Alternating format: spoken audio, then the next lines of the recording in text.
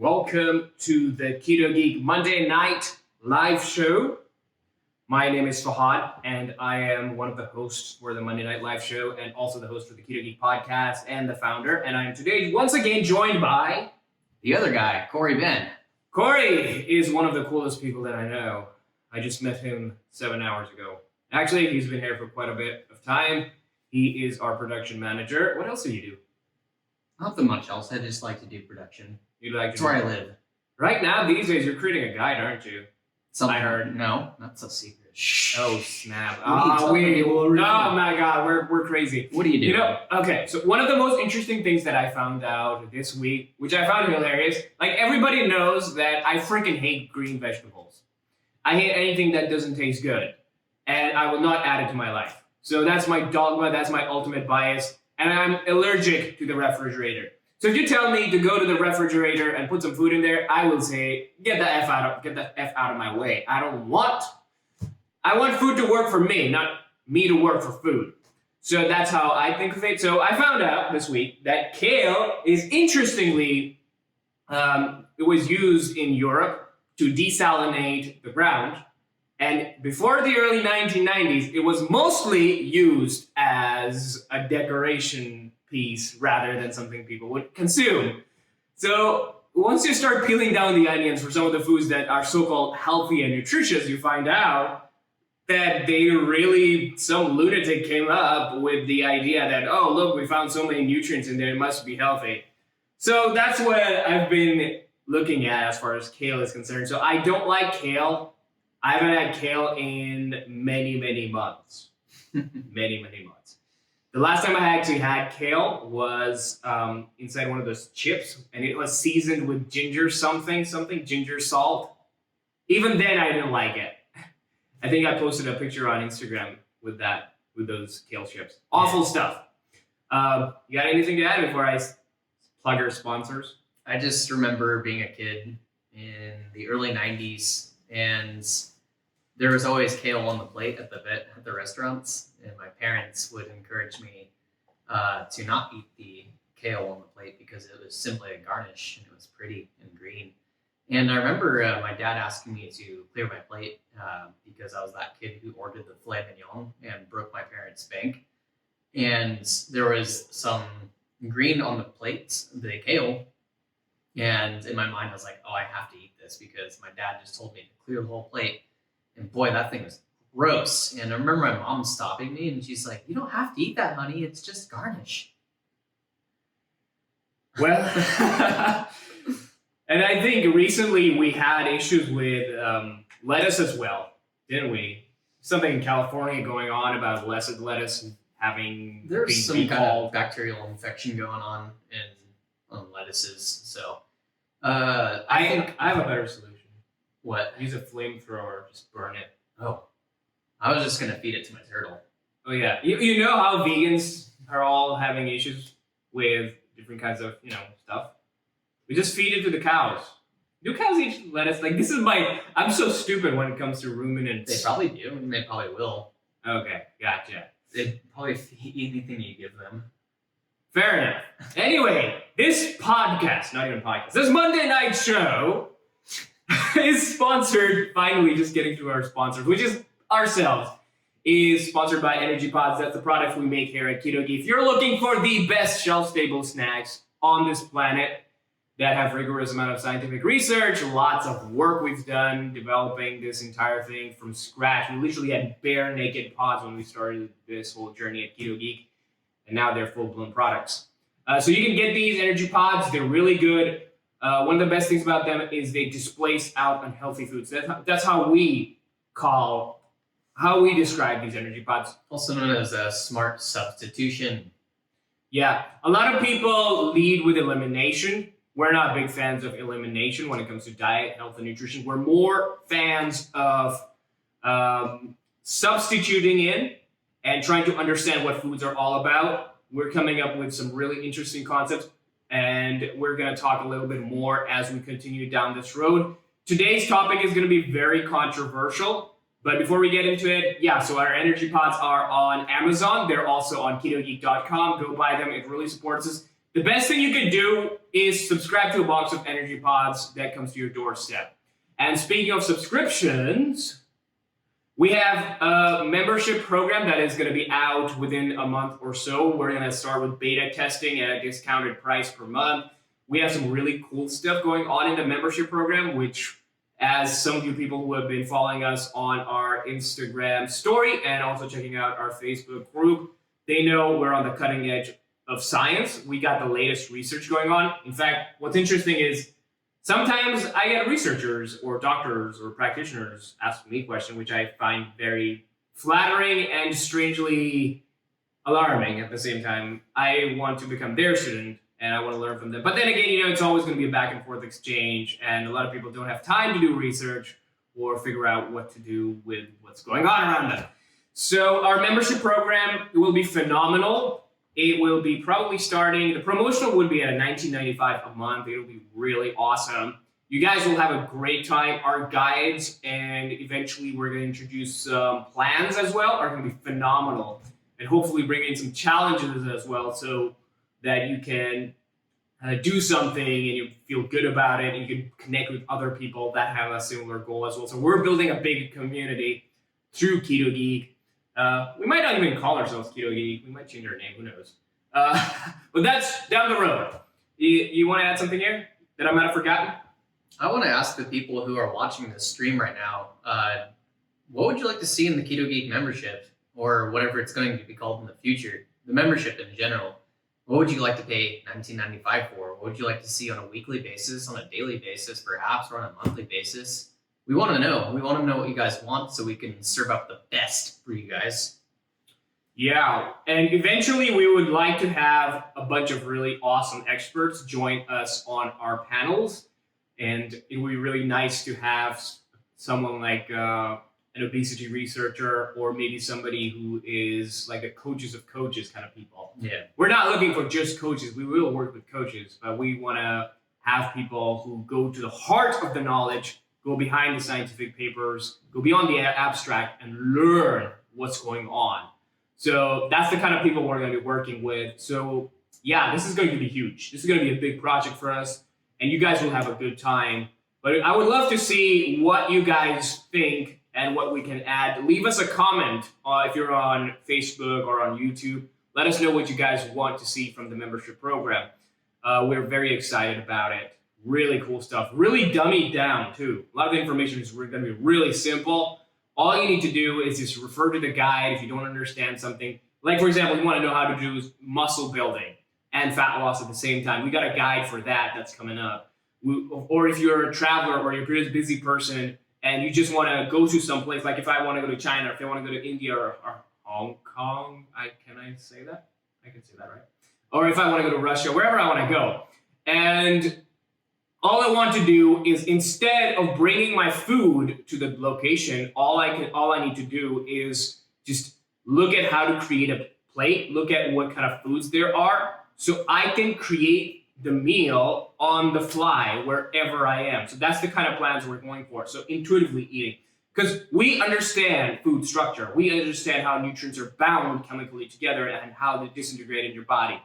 So because we know a lot of the science behind it, it's very easy for people like ourselves to go in front of like an endless buffet and figure out what might be healthy or unhealthy for them. We're not afraid of food, period. Whenever this guy or me, we look at a plate of food, we actually love it. We're like, damn, I'm going to eat some chocolate now. It's going to feel amazing. Or I'm going to eat some steak. And so that's the kind of culture we want to foster in the future. Indeed. All right. So that's enough for our membership program. We will be posting more information about it. Looking forward to your subscription and joining us on this journey. Our podcast is going to come back. We are having one of the most controversial guests on our show. His name is Kevin Bass. I'm going to be interviewing him tomorrow at 7 o'clock in the morning, which will be phenomenal. And he's a really good guy, extremely smart. And one of the reasons why we actually paused our podcast for a while, we didn't put up new episodes, was because we were kind of sick of cutting carbs to the nth degree. Seriously, guys, there's only so much you can do with keto. And we want to expand beyond just food, health, and nutrition. We want to create superhuman beings. So instead of shoving down your throats irrelevant and bogus information that wasn't going to add any value to you, we decided not to have somebody on and focus on our own homework, learn about what we could put in the membership program. So we wanted to add value to your lives rather than irrelevant BS.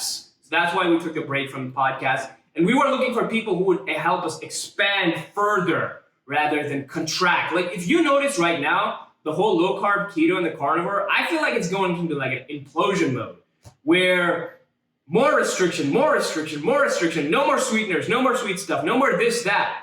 And it's becoming a land of insanity. And this is the heart of this Monday night show where we're going to talk about right now. And so it's a very controversial issue. It's very important to talk about. Recently, I came across this one article by this guy called One Angry Chef. He's on Twitter.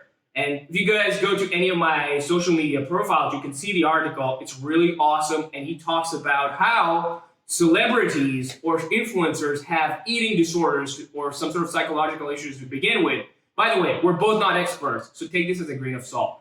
But it is important to point out that there's something not right over here.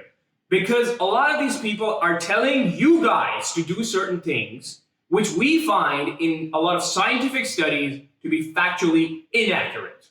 Like straight up BS. And it makes no sense whatsoever. It's not helping you. So that's what we're noticing. And then what happens is these people come up with a diet book and they say, oh, follow this diet for 2 weeks, 4 weeks, I even saw a 1 day plan. What's a 1 day plan? What do you do with that? I don't know. I can think of one thing that might be even pleasurable. Anyway. Suppose you just die at the end of the day. You just die at the end of the day. So that's the thing about these people. They have 2, 1 million, hundreds of thousands, or I think anybody who has about 50,000 plus fans or followers, if you have that much influence and you don't have an objective way to gauge whether you have some sort of a disorder or a mental issue, that's messed up. Because now you're going to end up creating a ripple effect, meaning that whatever you say, since a lot of people enjoy the drama, they like your influence, you're doing a great job at other ad domains of life, you're a phenomenal actor, but you remove the curtain, you peel the onions, and you peel the onion and you find out this soft part in them that is breakable. And you're duplicating that because these people cannot realistically succeed based on what you're telling them. We have to point this out. And some of these people, like I was saying, they have 2, 3 million followers, and you're creating one of the worst insecure generation of human beings that are on this planet. Look at these women, look at these kids that we're creating. It's BS, it's rubbish. If you have an eating disorder and you should seek help, you shouldn't be spewing out all of this information. This makes me really angry, really unhappy, not just because this is happening, but because it is a lot of the times based in foods that are utterly disgusting. Nobody likes them. They're anti-scientific. There's this natural is good sort of fallacy. A lot of these nutrient labels that they're creating in between, oh, look, organic or blah, blah, blah, whatever these things are, that's completely missing the point. You're completely missing the reasons why people are unhealthy. These labels are not helping. They're just further creating more middleman industries, which is helping nobody. So stop this nonsense. And it begins with you guys. Spread this video out, spread this knowledge out, and start challenging them. Start bringing this to them. That, hey, guys, it's okay to seek help. It's okay to want something from, just reaching out, basically. Got anything to add? It's not weak to reach out and seek help. It's actually strong to do so. Bingo. So we talked about one extreme. So this is one extreme of the problem. Now, the other extreme of the problem is people who say, eat whatever the hell you want to eat, and you'll be fine and healthy. So you go from one hot pan, now you're moving to the other hot pan, which is ridiculous on its own as well. Like, for example, a lot of people say, oh, eat as much sugar as you want, free sugar. We're not talking about sugar bound in fiber, like in a lot of plants that are structurally intact or recently farmed, whatever you want to call them. Those fibers bind the nutrient. So the enzymes that are required to digest that nutrient take a little bit more time, which potentially is associated with you feeling a lot more fuller. But when you take that nutrient and you have no binding around it, what you're left with is something that rapidly passes through your body and just jacks up your endocrine response. We know this because there's science behind it. So adding these free nutrients in the form of free sugars is not a good idea, because that leaves you hungry without satiating you, without making you feel full for the long haul. So when you're throwing a lot of free sugar into your recipes, we come into this problem. And it is a problem. So that's the other extreme. Like, keep doing what you're doing. But we know that the obesity rate is about 70%. No, not 70%, but about 30% or so. And the amount of overweight people in the United States have climbed beyond 70%, I believe. That's the recent statistics. So we know we have a problem. And then diabetes. Now, we've kind of put the pause button on there, but it's not going down. The rate is still bad. So we need more work to be done over here. So don't go to these two extremes. There's a huge room of compromising, which involves smart substitution of foods. That's why we moved away from a lot of these people, a lot of these influencers. We didn't want to work with them because they work in extremes. Because extremes sell, but they don't work. That's the catch-22. And they're not based in science, period, none whatsoever. So when you're devising something for the masses, it isn't going to be based in drama. It has to be based in something more realistic that applies to you guys. So those kind of things, that's what we want to work with when it comes to our KETOGEEK membership as well. So yeah, I've spoke a lot. You got anything to add here, good sir? I really don't. I think I'm just going to let you take the mic tonight, man. It's just all you. You have the fire. All right. I'm just going out on a tear and talking to people. How much time do we have? We have a few minutes left. So yeah, that's my big gripe with our whole celebrity and influencer culture. And we get approached by a lot of B-class, B-list, or sometimes even A-list celebrities. They'll send these marketing emails. And it's never about health. It's all about marketing. So this goes to show that your health isn't a top priority. And so you guys are on your own on this. So we wanted to cut through this whole BS. We wanted to start our own journey. We want to be healthy.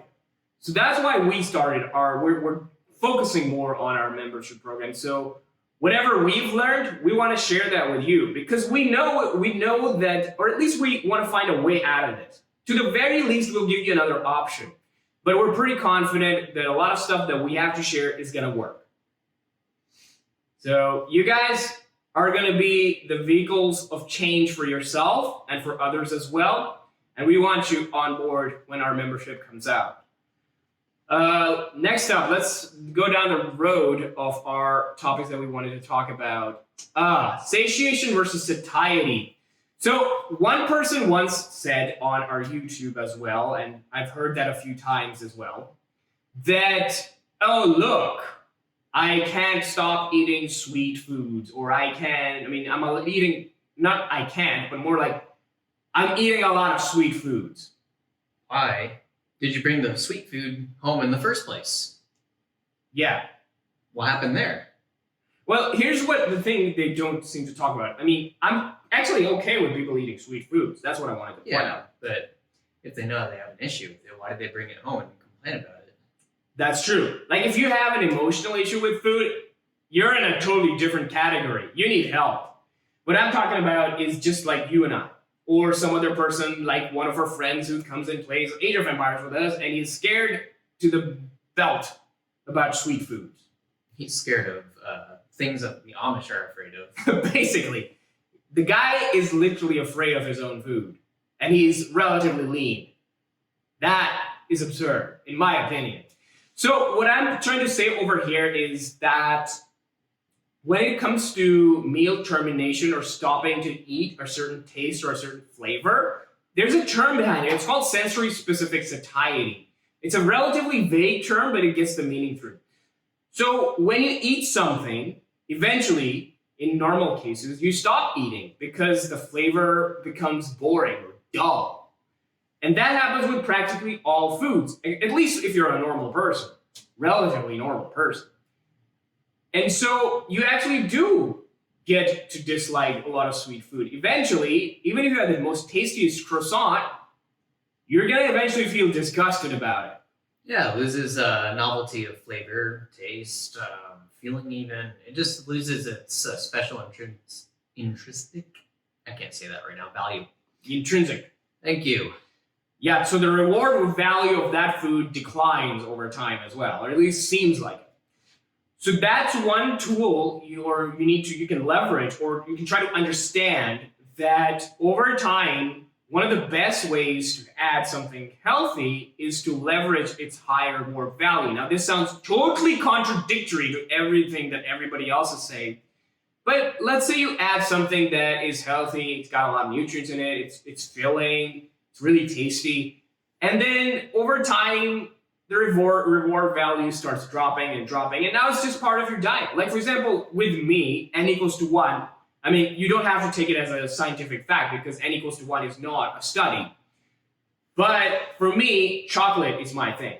Like, I like chocolate. I made it part of my diet, and it's part of my routine. So I practically eat chocolate every single day because I like it. And that's the most simplest reasoning I can give to people. It's like, I've taken a bunch of foods that I really like and enjoy, and I just eat them. That's pretty simple.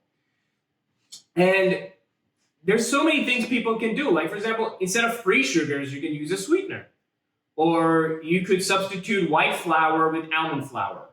So there's a lot of these different tweaks you can do to make the food a lot more filling and satiating down the road. And speaking of satiation versus satiety, I think, once again, let's talk about that for a second. So many people confuse that, including a lot of nutritionists, a lot of maybe even researchers.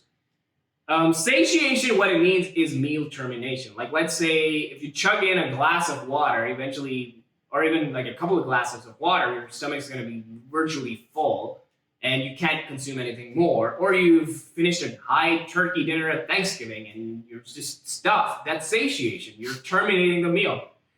What satiety is that instead of, if you drink water, you're gonna be hungry within about 30 minutes or even less than that.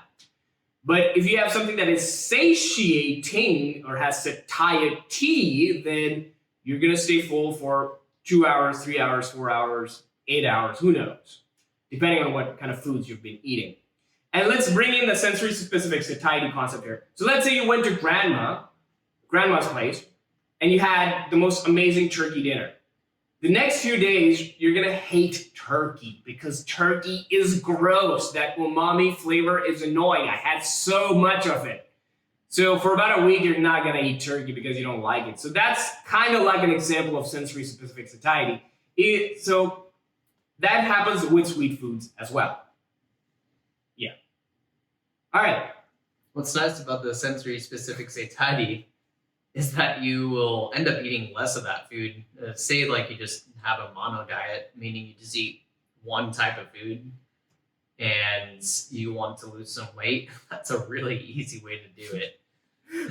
Yeah, I know. It's interesting because, you know, one of the very interesting, sort of segueing into a different topic, and I get into arguments all the time. Like, a lot of people say, oh, I can't lose weight on a sweet food diet. And then I show the Michael Arnstein podcast to everybody. And Michael Arnstein is an athlete, really cool dude, really nice guy. Very nice of him to actually show up to a keto podcast because he's actually a fruitarian. So his diet is practically fruits. And he's been doing that for about a decade or so. Yeah. So first of all, think, how the hell are you alive? You have to eat a lot of fruit. Exactly. But then again, when we did the podcast with Sean Baker, it was the same thing. Like, how the hell is he alive with just meat? Eating only meat. Yeah. Only flesh, actually. It doesn't even eat organ meats, I don't think. Yeah, just ribeye and water. Yep. That's basically it. So at that time, we thought he was a nutcase. And that was crazy that he was able to live. But it was just interesting to apply. I didn't do the fruitarian thing, nor will I ever. Neither will I. I like my face. my face explodes when I eat fruit. It's no good. But I tried meat only thing for about 8 months, and I was really impressed that I didn't get scurvy. I felt better. I lost weight, gained muscle, and I was eating less calories per day, even, and I was still building muscle and gaining mass. It was interesting. Agreed. I can somewhat relate. I did notice that my flexibility went down a little bit. This is just like personal experience. I really have no way to gauge it. I don't have I'm not a randomized controlled trial. So Yeah, we're different people too as far as flexibility is concerned, because I did it and my flexibility stayed the same. But you know what's interesting is that I've posted this on my personal Instagram account, that a lot of sports science, the way they do the statistics behind it, they exaggerate the outcomes.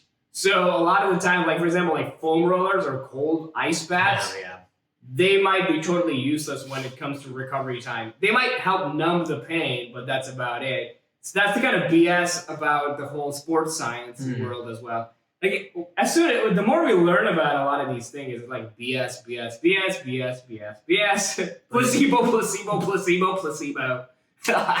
Foam rolling does feel good. It feels good, but so does somebody giving you a massage, you know? Yeah. I would personally take the massage over here, especially if it is, someone who knows what they're doing. Reminds me of that one tall gal at our yoga studio.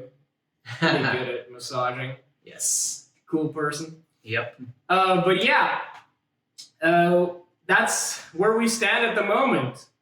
And because we are so tired of a lot of these things, these massive claims that aren't backed by science, we just wanted to do our own thing. We just wanted to foster a culture of honesty. And we trust you guys as consumers to help us on this journey. I mean, if we all want to be healthy, we'll have to be honest. We'll have to say, okay, guys, we can't do this without you. Buy our product, join our membership. We need all your support. I think one good thing that we can begin doing is know and learn what good science is, and then go support that good science, and then be a bridge of from the science community to the public. Agreed. Become a bridge. Become somebody who can spread the knowledge that science is good, and that science is good because there were very nicely designed studies that got funded because we finally decided to stop funding BS studies. You know what? This reminds me. We're going to put a guide, and this is my personal challenge. It'll be a guide that will take 3 to 5 minutes, and by the end of that read, you will be able to understand basic science, and you will be able to look at a headline and say, BS. I mean, you could say that about 90% of the headlines, but because everything on the internet is clickbait. Yeah. You'll be able to better discern whether the study has weight to it or not. Yeah, and the media has a huge role to play over here. They sensationalize everything. These are the people that have helped create a lot of these obesogenic foods too. Like, think about it this way. Who's creating the demand for these foods? I can tell you, it's not just the food industry. Yeah. Who's putting these ideas in your brain for these melt in your mouth, sweet, tasty, dreamy foods that you need to buy all the time? It's not the food industry alone. It's your writers, it's your influencers, it's these celebrities, it's all of these people that are telling you, go buy this stuff. So we're in this together, guys and gals. It ain't gonna come as a solution with 1 or 2 of our people. It's gonna be all of us together. I literally cannot remember the last time that we got actual food advice from an actual scientist. We've been getting our food knowledge and nutritional advice from evangelists, from religious people, from influencers nowadays. It's just history repeating itself once again. Yep. If you track back about 100 years ago and look at where the whole vegetarian stuff started, it's a scary story. You can see it. You can see it all there. Like the shouting, the yelling, the bakers getting angry. A lot of this stuff, it already happened. We're just seeing a modern rendition of this whole thing happening again. And it's more prolific because they're on our little electronic devices. Everyone has one in their pocket. You have a phone, don't you? BlizzCon looking at you. Diablo Immortal. Anyways, I think we've covered quite a bit here. Ladies and gentlemen, thank you so much for joining us on our Monday night show. Please buy our energy pods. And Keto, there was like a Keto Bomb guy. I don't what's his name? Keto Babam. Keto Babam. He actually did the most amazing thing. Shane, right? Yeah, Yes. is it Shane? I think that is Shane. All right. He Maybe. literally commented and smashed the like button or smashed subscribe. He did all of those things. Oh, wow. That's awesome. And he mentioned that in the comment as well. Ah. And he said, guys, a great show. So, Freak Show Barbie. Nice show. thank you, Freak Thank you Show for joining Barbie, us, Freak Show Barbie. We look forward to having you again next week at 5:30 p.m. Pacific Standard Time. It's every Monday. Bring your friends. This and is the your best way to end your enemies Monday. and everybody. Yeah, it's a good time. And the thing is, we're not just food people. We're actually super nerds. So if you ever want to throw us questions about something else, we're more than happy to delve into it. Sometimes we get on tangents and crazy. Or if you want to join our Age of Empires game, just let us know. Overwatch, I don't know. Anyway, ladies and gentlemen, take care. Smash like, hit share, subscribe, comment, and buy our energy pods. You guys rock. Next week!